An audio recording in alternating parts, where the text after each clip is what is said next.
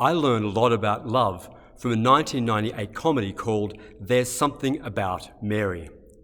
The Mary of the title is a woman played by Cameron Diaz who is gorgeous inside and out, and men everywhere just fall in love with her and throw themselves at her feet. Much of the humour of the film comes from the stupid things the men do to try to get her attention. The very last scene, though, is actually quite profound. That all the men have this something of a showdown where they all get together and plead their case to Mary about why they are the one that she should choose to be with. And as they go round, the final speech is made by Ted, the lead character played by Ben Stiller, who says, "Mary, these guys don't love you. They're just fixated on you because of the way you make them feel about themselves when they're around you." He said, and that's not love. He said, I don't know what that is. I don't want to be part of that.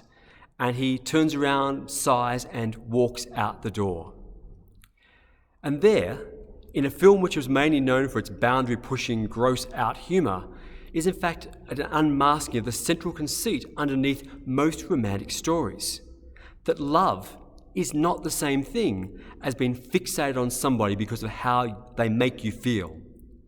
And yet that is, of course, what passes for love in so many of our romance stories. But in real life, that's the kind of distorted thinking that leads to terrible and abusive relationships, where often women are the victims.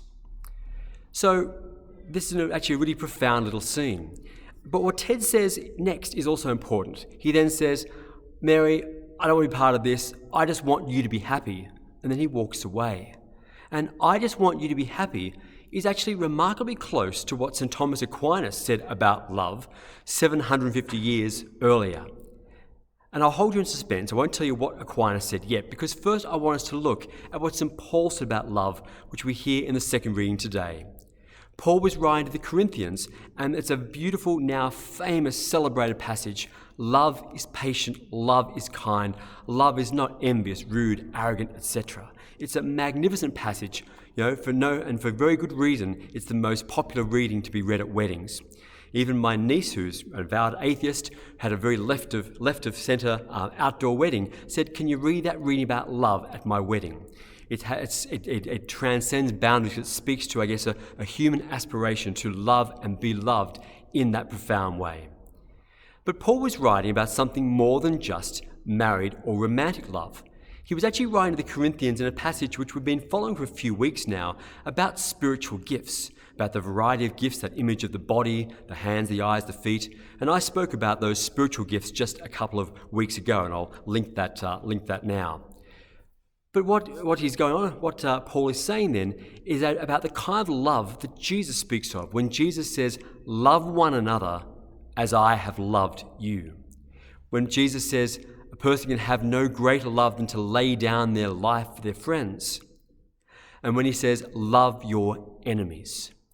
And that, for so many good people, is the hard one. To love our enemies they're often our enemies because they've done something to us, because we've been hurt by them. And the idea of loving them often is such a stumbling block. How do we love them when I can't like them, I can't feel close to them, I don't have good feelings about them? Well, what St. Paul is talking about, what Jesus talks about, what Aquinas talks about, is that something more than feelings. Aquinas defined love. He said, to love is to will the good of the other. That's simple. To love is to will the good of the other. And if the other is my enemy, the good for them may in fact be that they change, they repent, that they may be necessarily even be punished for their sins or their offences. That can actually be a loving thing. But what Aquinas says, or what Aquinas is alluding to, is a love which actually wants them to be the best person they can be, to change, rather than wanting some kind of vengeance, because often we have thoughts of revenge. What would I do? What would I say to them to get them back? Even to take away that sort of delicious schadenfreude where we delight in the other person getting their comeuppance somehow. It may not be at our hands, but we take delight in their downfall.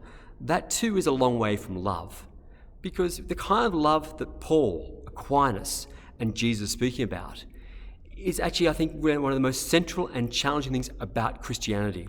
To love our enemy is such a countercultural thing to do. It's counter almost most religions, counter even the Old Testament, where there was an eye for an eye and a tooth for a tooth.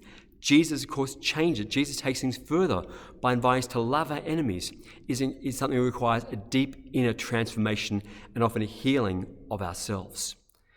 To will the good of the other is actually what Ted said about Mary. Mary, I just want you to be happy. He willed her good, whether that good for her included him being satisfied, him being with her or not.